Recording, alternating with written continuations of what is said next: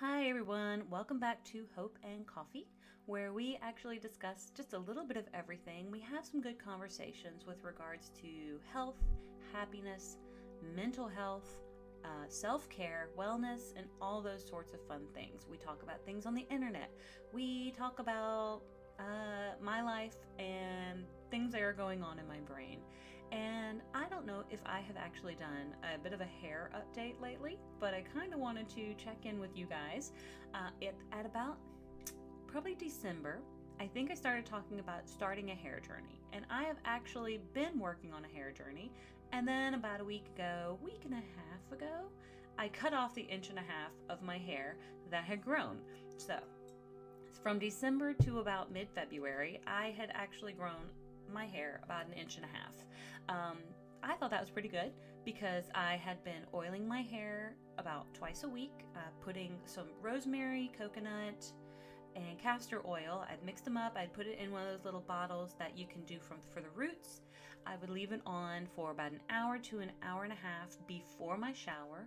Then I would, do my shower routine, and I'm still feeling as though my hair has actually gotten a lot more shiny.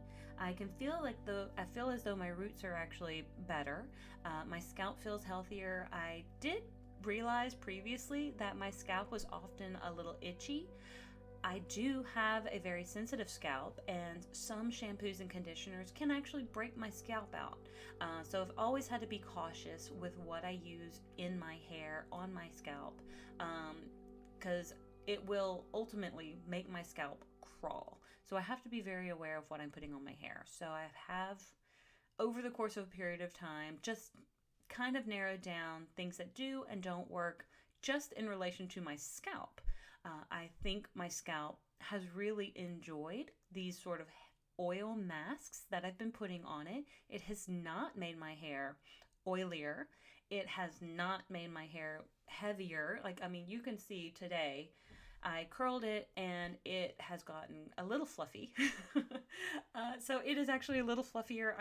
Tomorrow, it'll probably be where I want it. I curled it this morning and there was pretty low humidity today, so it just kind of stayed fluffy. I barely used any texture, and I actually only curled it the one time on a low heat, probably around about 350. I try to keep it well under 400 using good heat protecting serums or sprays, and I only try to use that heat tool once a week.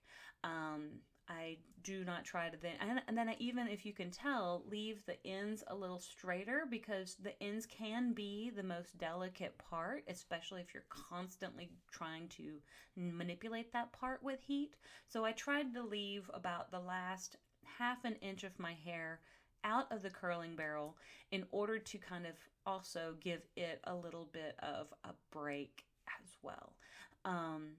However, again, I did cut off about an inch and a half of my hair. I felt as though the back was longer, the front was still short, and my personal thought was, well, I'm getting a mullet here.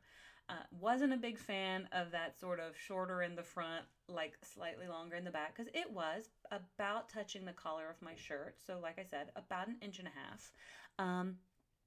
And I just really decided, honestly, right before a date, a few hours before a date, that I was just going to stand in my bathroom and cut my hair. Did I make it even? No. It is not 100% even, but it is, when I curl it, maybe you can't tell too much. But I also am going to, my hair girl, I think this weekend, she's going to do a really good moisturizing mask on it. And we're going to just talk about the possibility of hair extensions in the future. I know there's a lot of discussion and dialogue with getting hair extensions when you're trying to grow your hair. Some people are for it, some people are not. There are pros and cons.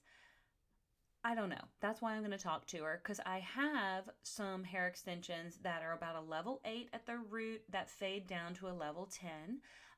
They are 22 inches, so they'll probably come down to I don't know, they might come down to about here. Honestly, I think my hair might be too short right now to really be able to blend well with hair extensions, although I miss them severely. However, still trying to work on this hair journey too. So I want to get her input to see what she thinks. Maybe I should leave my hair alone, but I'm also incredibly tempted to re-bleach out my roots. I kind of miss my white blonde hair that I've had in previous episodes. This is a healthier color for me. This is probably, I don't know, it's not a level 10 or 12 super blonde white, as I have been in a couple of my episodes. And they're a little further back if you want to go check those out. This is probably about, I believe I mixed about an 8 and a 9 to try to start bringing it a little bit like less white. And yes, it looks healthier, it looks shinier, but also I miss the super white blonde. So I don't know what you guys think. I don't know if y'all are liking the kind of the rooted look. Again, my hair extensions that I would be getting put in would have the rooted look, so would be about a level 8 towards the root, fading down towards a sort of a blonde like this color, which I think would work perfectly, but we shall see. I may just continue coming to you guys as I continue this hair journey with just my hair oils, my serums, minimizing my heat tool usage, and trying to stay up with regular small trims, dustings to ensure that I keep those dead ends off as much as possible, because the more you leave dead ends on, the shorter it can break until you really give it a decent sort of trim or dusting in order to help kind of stave off the breakage. Instagram has a lot of fantastic hair people. Gosh, they have gorgeous, gorgeous shiny hair that they apparently started off with something like this or shorter and have now grown their locks naturally through, again, maintaining their scalp health, maintaining their hair health, eating nutritiously for hair health, but that's also for body health as well, because what you eat will very often translate into your hair, your skin, your nails, the way your body functions, and all of it is tied together, because what we eat fuels our body, and if we're feeding it crap, then maybe our skin doesn't look as good, maybe our hair won't look as shiny and healthy.